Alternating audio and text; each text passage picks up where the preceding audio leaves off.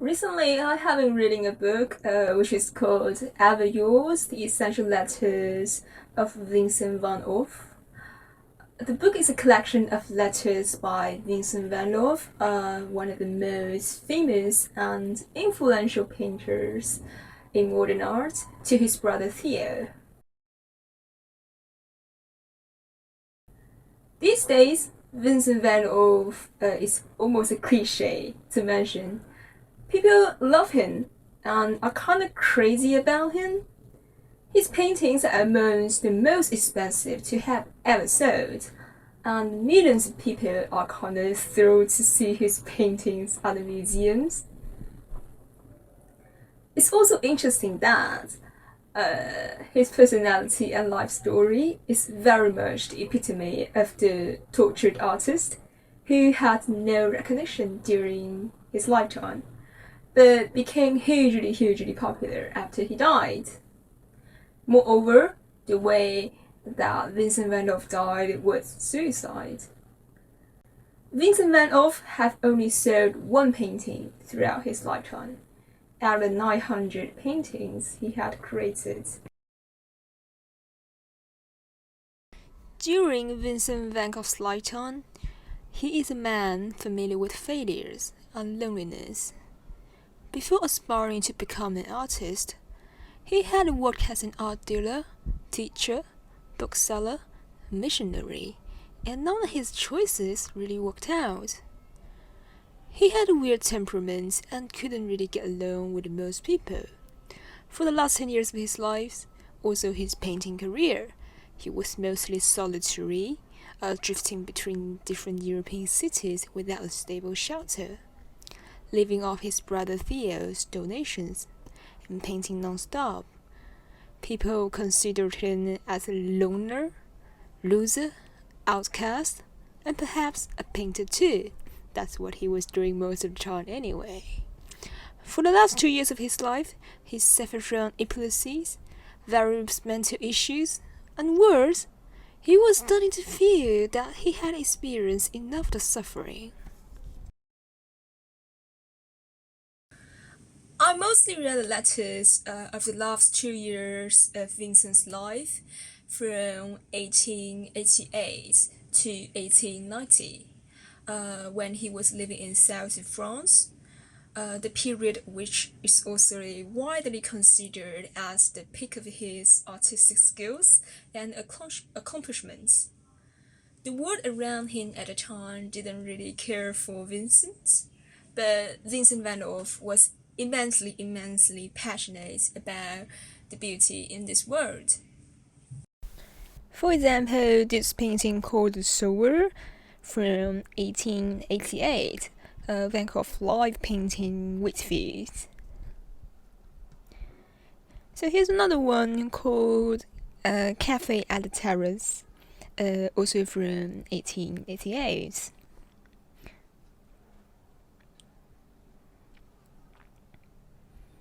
Starry Night over the Rome.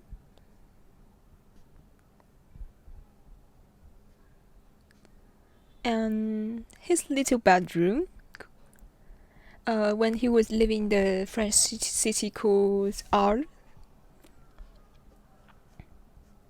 And as we all know, he liked to paint himself too, and there are quite some self-portraits of himself. And here's one called Montaigne's Landscape Behind St. Paul Hospital from 1889. At the time, Van Gogh was having really having problem with his health, and he has already had a couple of mental breakdowns. Starry Night, here's one we all know, and we probably have all seen them a lot of times, maybe not necessarily in the painting format, maybe in phone case. Yeah, it's the famous Starry Night. So a lot of this is like great and really beautiful paintings are from the last 2 years of his life.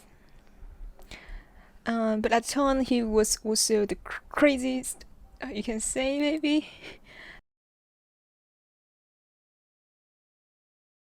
In a letter to his brother Theo in 1882, he wrote, "What I want to express, in both figure and landscape, isn't anything sentimental or melancholy, but deep anguish. In short, I want to get to the point where people say of my work, that man feels deeply, that man feels keenly."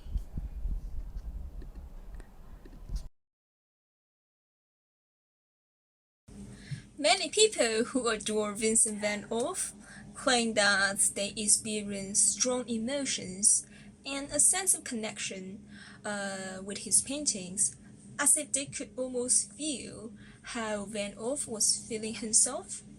Some people also say that they have cried when seeing his paintings. Van Gogh painted with the lenses of his eyes and his heart, which obviously has touched many people. From his paintings, you can recognize that Vincent is a man with a deep love for the creation of world and nature. Despite his suffering and anguish, ecstasy and depressions and everything, he had experienced almost too much. He worked like a madman to paint, no matter what.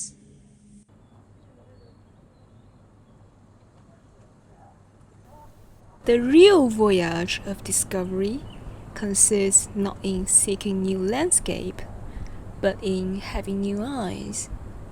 The French novelist Marcel Proust said,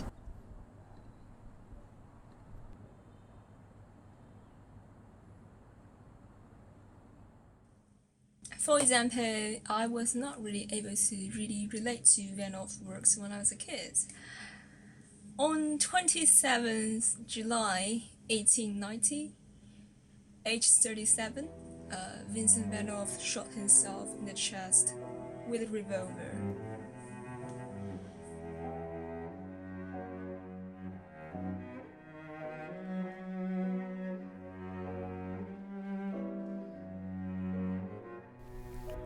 One cannot paint goodbye. He turned his face upward to the sun. He pressed the revolver into his side. He pulled the trigger.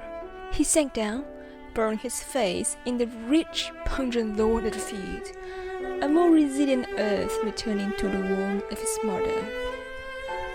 By Irving Stone, the author of Vincent van Gogh's biography, Love So Life. The last word that Vincent said before he died were La tristesse durera toujours. The sadness will last forever.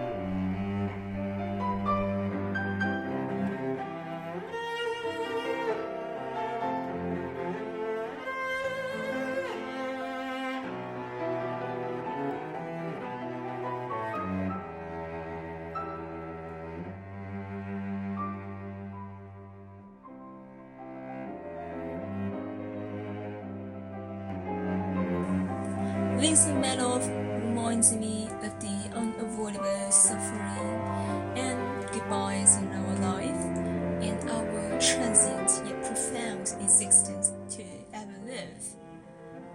Alright, at the end, I would like to ask a question.